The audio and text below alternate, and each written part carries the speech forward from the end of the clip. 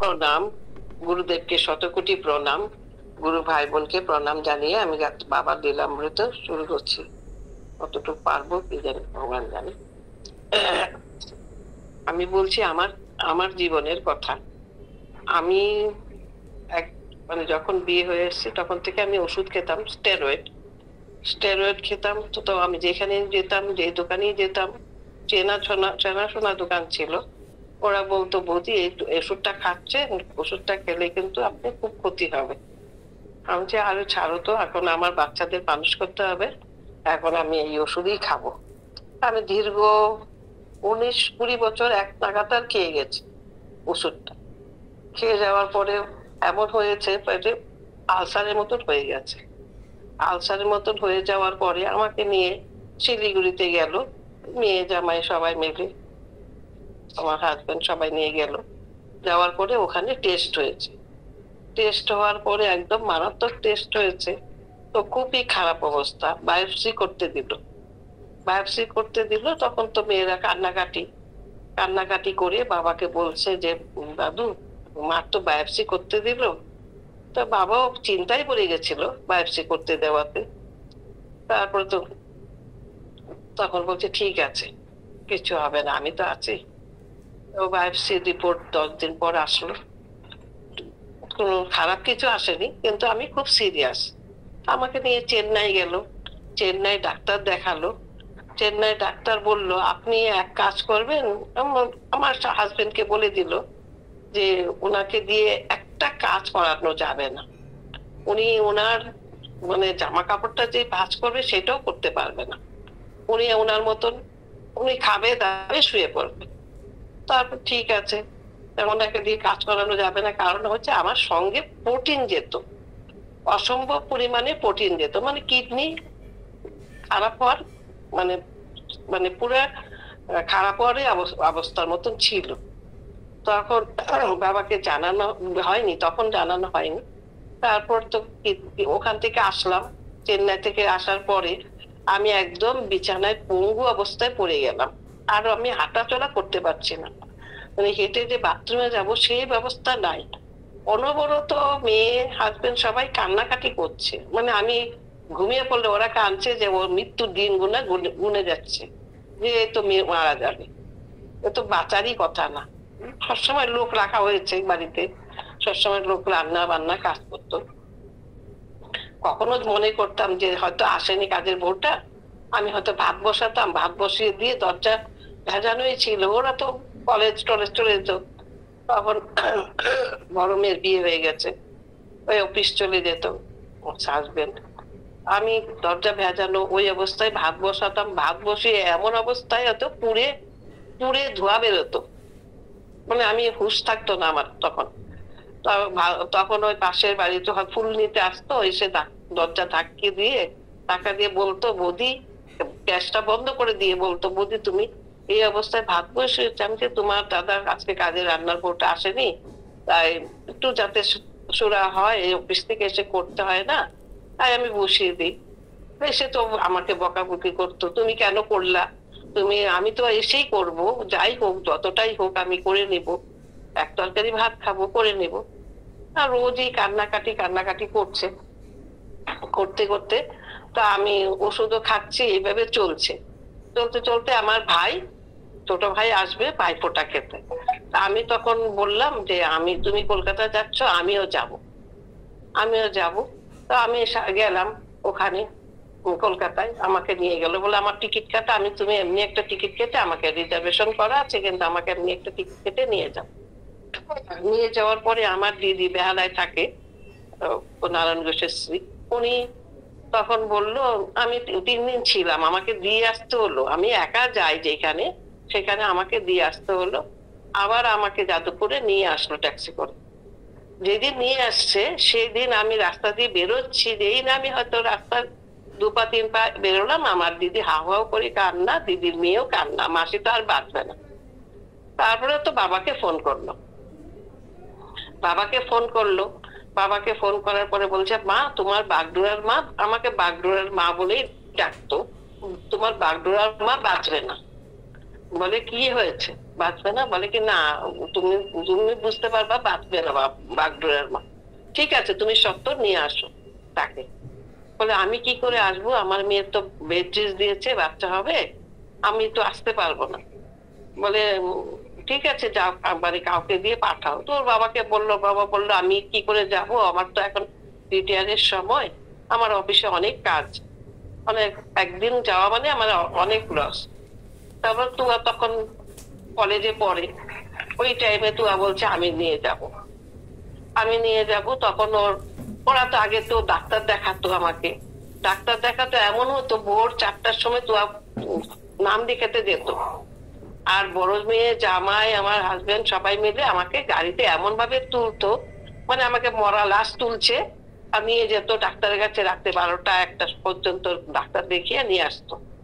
ওষুধ আমি কি করতাম, ওই ওষুধ আমি খাবো না, আমি জানতাম এই ওষুধ খেলে আমি মারা যাবই। আমি ওষুধগুলা শাড়ির ভাঁজের মধ্যে, এই আমার কাপড় জামার ভাঁজ তো আর ওরা খুলতো না, ওই ভাঁজের ভিতরে ভিতরে আমি রেখে দিতাম, একটা ওষুধে খেতাম না। রোজ জিজ্ঞেস করতো বিয়ে, জামাই, হাজবেন্ড, তুয়া এসে, মা ওষুধ খেয়েছো? আমি হ্যাঁ খেয়েছি। ওষুধগুলো একদিনও খেতাম না। ওষুধ মাঝখানে মাঝখানে আমি কি করতাম, যারা ওরা যদি চেকিং করে, আমি ছিঁড়ে চালনা দিয়ে ফেলে দিতাম, পাশের একটা জায়গা ছিল জমি, ওখানে ছিঁড়ে ছিঁড়ে ফেলে দিতাম। আমি জানি এই ওষুধ খেলে আমি মারা যাবো, বাবার ওষুধ খেলেই বাঁচবো। বাবা যখনই আমাকে ডাকবেন, যখনই ওষুধ দিবেন, তখনই আমি বাঁচবো, নাহলে আমি বাঁচতেই পারবো না। ওষুধ নির্ঘাত আমি মারা যাব। কারণ আমার যে পজিশন ছিল, আমি উঠে বাথরুমে যাওয়ার মতো ব্যবস্থা ছিল না। ওই যখন আমি জেগে যেতাম, তুয়া কি করতো, আমার পড়তে পড়তে পড়তে পড়তে উঠে হয়তো জেগে যেতাম, ওই পায়ের তলায় সরষের তেল মালিশ করে দিত, তখন আবার ঘুমটা এসে যেত আমার। ওই ঘুমিয়ে থাকতাম, মানে ঘুমিয়ে থাকলে মানে আমি নিশ্চিন্ত, তা নাহলে আমি একদমই মানে হাঁটা চলা কথা বলা মানে কিছুই করতাম না, চুপ হয়ে গেছিলাম একদম, কারোর সাথে কথা বলতে ইচ্ছা করতো না। আর হাউ হাউ করে ওরা কাঁদতেই থাকতো আমার আড়ালে, সবাই মিলে। তারপরে তখন তুয়া বললো আমি নিয়ে যাব, টিকিট কেটে নিয়ে গেল আমাকে। নিয়ে যাওয়ার পরে ওখানে স্টেশনে বাবা বলে দিল কিভাবে নিতে হবে। শিলিগুড়ি থেকে যাওয়াটা মানে তখন 3 দিনের রাস্তা ছিল। তো ও বলছে তুই এক কাজ করিস, আলুটাকে সিদ্ধ করে, খোসা ছাড়াবি না, ওই সিদ্ধ করে নিয়ে আসবি, সঙ্গে মুড়ি নিবি, না মা তো রাস্তায় খেতে পারবে না। তো ওই সিদ্ধ আলুটা দিয়ে মুড়ি দিয়ে আমরা খেতে লাগলাম। মানে এইভাবে চলে গেছি। যাওয়ার পরে বাবা যেইভাবে বললো যে শোন, তুই কিভাবে আনবি, সকাল 5টা বেজে গেলে তুই মাকে নিয়ে, আর 11টা বেজে, রাত্রি 11টা বেজে গেলে মাকে নিয়ে কিন্তু বেরোবি না, তোকে নিয়েও ভয় আছে, একটা ইয়ং মেয়ে, আর মা তো অসুস্থ, রাত্রি 11টা বেজে গেলে কিন্তু নিয়ে আসবি না, স্টেশনেই থাকবি। তখন আমরা কি করলাম, স্টেশনে দেখি রাত্রি 11টা না তো 11:30 বেজে গেছে। 11:30টার সময় পৌঁছালাম ওখানে বেনারসের স্টেশনে। যাওয়ার পর তখন ওখানে তুয়াকে নিয়ে, মানে গাড়ির লোকগুলা তুয়াকে নিয়ে গেল, কি করলো, তুয়াকে নিয়ে চলে গেল একটা জায়গায়। আমি ওই লাগেজ তো এক তো হাঁটতে পারবো না, আর আমাকে স্টেশনে শুয়ে শুয়ে নিয়ে গেছে, প্লাস্টিক পেতে, চাদর পেতে আমাকে শুয়ে নিয়ে গেছে। সেই মানুষটা তো আমি হেঁটে ওখানে যেতে পারবো না। ওকে নিয়ে একদল ছেলে পেলে নিয়ে চলে গেল একটা কোথায় দূরে একটা রুমের মধ্যে, মানে গাড়ি ওকে ঠিক করে দিবে। তো ইয়ং মেয়ে, আমার তো ভীষণই ভয় লাগছিল, আমি অনবরত বাবাকে ডেকে যাচ্ছি। তো ওকে তো আমি এক লাগেজ আছে সামনে, আর তো হেঁটে যেতে পারবো না, প্লাস মেয়েকে খুঁজবো কি করে, সঙ্গে তো আর কেউ নাই। তখন আমি অনবরত বাবাকে ডেকেছি, বাবা যেই করে ওকে এই বিপদ থেকে বাঁচাও, ওকে কেউ যদি নিয়ে চলে যায় আমি কিন্তু বুঝতেই পারবো না।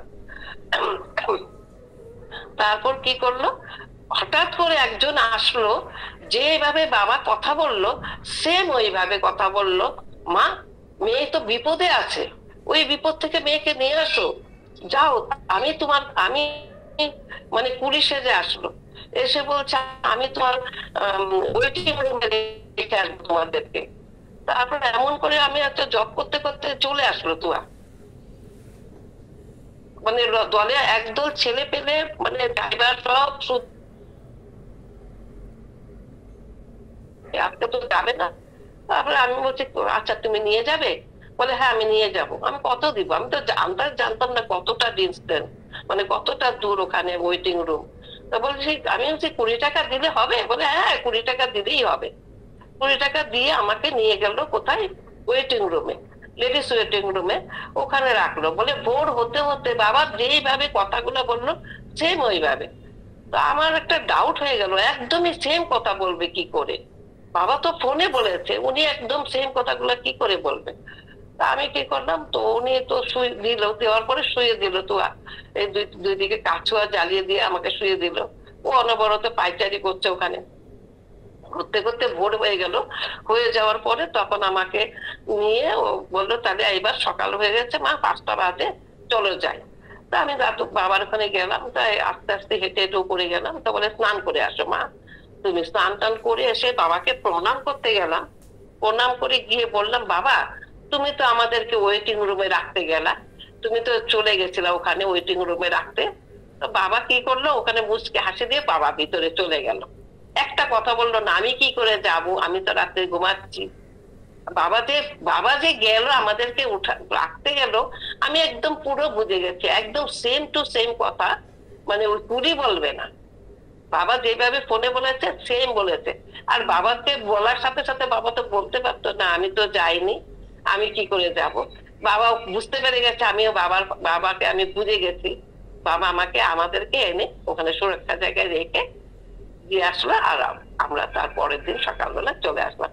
তারপরের থেকে ওষুধ দিতে লাগলো। বাবা বাবা যেহেতু দিদি বলেছে তুমি ওষুধ কিনে দিবা, তখন বাবা ওষুধ বাবাই বলছে মামুনিকে, যাও তুয়াকে নিয়ে আমি টাকা দিচ্ছি, তুমি ওষুধ কিনে দিয়ে আসো। বাবা তখন 1600 কত টাকার ওষুধ কিনে দিল, 1675 টাকা ওষুধ কিনে দিল। দিয়ে সে ওষুধ বাবা নিজে হাতে ওগুলা মিক্স করে কি করে খাওয়াচ্ছে। তো একদিন আমাকে দেখলো যে আমি ঘরে কমপ্লেন খাচ্ছি। বাবা দেখতে পায় না, বাবা তো সব বুঝতে পারি। বাবার রুমে বাবা ছিল, আমি 11 নম্বরে ছিলাম। কমপ্লেন খাচ্ছি। বাবা কি করলো, অনেক কমপ্লেন দিয়ে আর মধু দিয়ে সঙ্গে কলা দিয়ে টেস্ট করে আমাকে বলতে, তুমি এটা খাও, যতক্ষণ পারো তুমি খেতে থাকো। মানে আমার রোগটাকে ট্রিটমেন্ট করা শুরু করলো আর কি তখন থেকে। তো আমি ওইভাবে আস্তে আস্তে, বাবা খেতে পারি না, এত মিষ্টি, কলা মিষ্টি, মধু মিষ্টি, কমপ্লেনও মিষ্টি। তো খাবারে খাও, এটা খেলে তুমি ঠিক হবে না, এটা ঠিক হবে না। তারপর বাবা জপ করে দিল। আস্তে আস্তে খেতে খেতে অনেক টাইম লাগলো, খেয়ে নিলাম। তারপর ওষুধ বাবা নিজে ডেকে ডেকে আমাকে দিল। দিয়ে তারপর বাবা সেকে বললো যে খেতে দিত যখন মায়া দি, আদরি মা দিদি বলতো যে মা খাওয়াটা কি বেড়েছে? তো বাবা বলতো, বাবা কালকের থেকে আজকে, মায়াদি বলতো আজকের থেকে কালকে থেকে আজকে একটু বেড়েছে বাবা। তো বলে কি, ওই করতে করতে করতে করতে আমাকে 10-12 দিন বাবা নিজে হাতে ওষুধ দিল। তারপরে তো ওষুধটা আমি ইসে করলাম, মানে তারপর থেকে আমি খেতে লাগলাম নিজে হাতে। সেই থেকে আমাকে ট্রিটমেন্ট করলো। তারপরে আমি বললাম যে আমরা তো চলে যাব, আমি তুয়াকে বললাম একটু টাকা তুলে নিয়ে আয়। তা বাবাকে টাকা তুলে কিছু অ্যামাউন্ট আমি তুলে আনালাম, এনে বাবাকে দিলাম। দেওয়া, বাবার এখন দিও না বা পরে দিও, আমি এখন পড়ছি। আমি না ভাবছি ঘরে দিয়ে অনেক লোক ছিল, কখন টাকাটা কি হয়ে যায়। তা আমি তো এত টাকা আবার আবার তুলে আনতে হবে, আবার বাবাকে দিতে হবে। আমি সাথে সাথে বাবাকে তখনই বললাম, বাবা নিয়ে নাও তুমি টাকাটা, আমি ঘরে কোথাও রাখার সেফটি মনে হচ্ছে না, তুমি। তারপরে ঠিক আছে নিয়ে রাখলো। তো রাখার পরে বাবা পরক্ষণে বলছে আমি টাকা পাচ্ছি না, পাচ্ছি না। তো পাচ্ছি না, অনেক দিন চলে গেল, পাচ্ছি না। তারপরে আমরা 10 সালে কুম্ভ মেলায় গেলাম। কুম্ভ মেলায় যাওয়ার পরে বাবা বলছে যে 1 মা টাকা দিয়েছে, একটু বেশি অ্যামাউন্টেরই টাকা দিয়েছে, কিন্তু টাকাটা পাচ্ছি না এখনো, এতদিন যাবতই পাচ্ছে না। আমি বলছি, বাবা টাকা তুমি কখনো কখনো পাবা, এখন তোমার প্রয়োজন নাই, তুমি পাচ্ছ না। তা ওখানে একজন বলে উঠলো যে টাকা পাচ্ছ না বাবা, এটা তো অসৎ উপার্জনের টাকা। আর বাবা ওখান থেকে লাফ দিয়ে তিরিং করে উঠে গেল। উঠে গিয়ে বলছে, না বাবা এটা অসৎ উপার্জনের টাকা না, এটা বাবার কষ্টের টাকা, এটা অসৎ উপার্জনের টাকা না। ওই তারপর তো বাবা অনেক দিন পরে, 1 বছর পরে পেলো। বাবাকে জিজ্ঞেস করলো, বাবা পেয়েছো টাকাটা? বলে হ্যাঁ পেয়েছি, একটা বইয়ের ভিতরেই ছিল। মানে এটা বাবার তখন প্রয়োজন ছিল না, পরে আমাকে সুস্থ করার পরে হয়তো দরকার, তাই পেলো। এই আর কি। তারপর ওষুধ খেয়ে আমি পুরোপুরি বাবার ওষুধ খেয়ে এখনো চলাফেরা করছি, বেঁচে আছি। যেখানে চেন্নাই থেকে বলে দিল আপনি বাঁচবেন না, আপনি একটা কাজও করবেন না, মানে কিডনি ফেলিওয়ারই মানে হয়ে যাচ্ছিল। তা বেঁচে আছি তো ভালোভাবে আছি, বাবার সঙ্গ করতে, এই আর কি বললাম। প্রণাম প্রণাম, শেষ। প্রণাম। গুরু ভাই বোনকে প্রণাম জানিয়ে আমি বাবার অমৃত গাথা শুরু করছি। তুয়া বাবার কাছে থাকতো। তখন আমাদের খুব ইচ্ছা হতো, তুয়া যেহেতু ছোট মেয়ে, তো তুয়াকে নিয়ে একটু আমরা থাকি বা তুয়ার কাছে আমরা যাই বা তুয়া আমাদের কাছে আসুক, কিন্তু আমাদের কাছে তো আসতে পারতো না। তো যার জন্য বলতেও পারতাম না বাবাকে সাহস করে, বাবাকে তুয়াকে একটু পাঠাও। তো সবসময় মন খারাপ। তুয়ার বাবা আবার প্রচন্ড তুয়াকে বেশি ভালোবাসতো, যার জন্য আমাদের বাবা তো বুঝতে পারতো। বাবা বলছে ঠিক আছে, আমরা এই আগরতলা 1 মাসের জন্য যাচ্ছি, তুমি তুমি আর বাবা চলে আসো। তা আমি আর ওর বাবা টিকিট কাটলাম। ওরা যেদিন গেল সেই দিনই আমরা টিকিট কাটলাম। টিকিট কেটে আমরা চলে গেলাম আমার মেজো ভাইয়ের বাড়িতে থাকলাম। তো যখন যেখানে অনুষ্ঠান হয় তখন সেখানে যেতে পারি, তুয়াকে একটু দেখতেও পারি, বাবাকেও দেখতে পারি, তুয়াকেও দেখতে পারি, পাশে একটু বসতে পারি বা একটু শরীর হাত হাতাতে পারি। ওইটাই খুব ইচ্ছা। ওর বাবারও খুব শখ, মানে ইচ্ছা হতো সবসময় তুয়ার পাশে থাকুক। তারপর অনেক কয় মাস হয়ে যেত। তারপর তো যেতাম, যেখানে যেখানে ভোগ হতো, যেখানে যেখানে বাবা বলতো, সেখানে সেখানে প্রসাদ নিমন্ত্রণ আসতো, যেতাম। তারপর এরকম করতে করতে একদিন উদয়পুর মার বাড়িতে গেল। উদয়পুর মার বাড়িতে যাওয়ার পর সেখানে অনেকদিন থাকতে হলো ওখানে। একজনের বাড়িতে, নামটা ভুলে গেছি, একজন বাড়িতে ছিলাম। মা তোমরাও চলো। তা আমরা গেলাম। যাওয়াতে তা আমি বাবার পাশের একটা রুমে ছিলাম, আর তুয়া তো বাবার রুমে ছিল। তো আমার ছোট ভাইয়ের একটা সবসময় মা মারা যাওয়ার পর থেকে একটা বিপদ আসতো। দুর্গাপূজার থেকে কালী পূজা শেষ পর্যন্ত বিপদটা কেমন, মানে থানা পুলিশ হয়ে যেত, কোনো কিছু ব্যাপার থাকতো না, একটু সামান্য কোনো ব্যাপারে এরকম হয়ে যেত। তো আমি ওইটা সবসময় একটা চিন্তার মধ্যে থাকতাম, কেন এরকম হয়, কিছু তো একটা হয়। 5-6 বছর হয়ে গেছে, প্রত্যেক বছরই এরকম হচ্ছে। তারপর ও তো অনেক নিমন্ত্রিত করে ফেললো, প্রায় 1000-এর বেশি নিমন্ত্রিত। তা আমি বাবাকে বলতে থাকি যে ওখানে বাবা সব তো আয়োজন করে ফেলেছে, কিছু একটা বলো, কেন হয়, প্রত্যেক বছর কেন হয়। তো সবসময় বাবাকে বলতে পারি না। আমি তুয়াকে বলতাম, তুই বাবাকে বল, তুই তো পাশেই থাকিস। ও সাহস পেত না বলতে। তো ওইরকম 6-7 দিন হয়ে গেল। লাস্টে বলতে বলতে বললাম যে বাবা শোনো, এরকম কেন হয় আমার ভাইয়ের। তো বলছে রক্ষাকালীর পূজা করতে বলো, রক্ষাকালীর পূজা না করলে ও বিপদ থেকে উদ্ধার হবে না। তা আমি তখন আমি ওকে বললাম যে রক্ষাকালীর পুজো কর, কিন্তু বললো তো ঠিকই, কিন্তু সবাই আসতে দিবে না, আসতে দিবে না। তখন আমি তো অনেক কাকতি মন থেকে কান্নাকাটি করলাম, বাবা এত আয়োজন করে ফেললো, না গেলে কি করে হবে। অনেক আয়োজন করেছে, অনেক লোক বলে দিয়েছে, নিমন্ত্রিত কার্ড টাট বিলি হয়ে গেছে। তখন যে তন্দ্রা একমাত্র বলল যে না বাবা চলো, কিচ্ছু হবে না, কিচ্ছু হবে না, তুমি চলো। আর বাবা তো যাবেই, বাবা তো অন্তর্যামী। তারপর তখন বাবা তখন রেডি হলো, ঠিক আছে আসবো। আমরা আগের দিন আসলাম, সন্ধ্যাবেলা আসছি।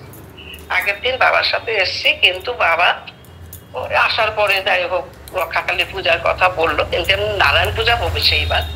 নারায়ণ পূজার জন্য এসে দিল, মানে এমনি চানা, সবুজ চানা, এমনি চানা দিল, সবুজ মুগ ডাল দিল। আমার ইচ্ছা যে ওইগুলোর মধ্যে অঙ্কুর হবে, সবার বাড়িতে অঙ্কুর সমেত পুজো দেয়।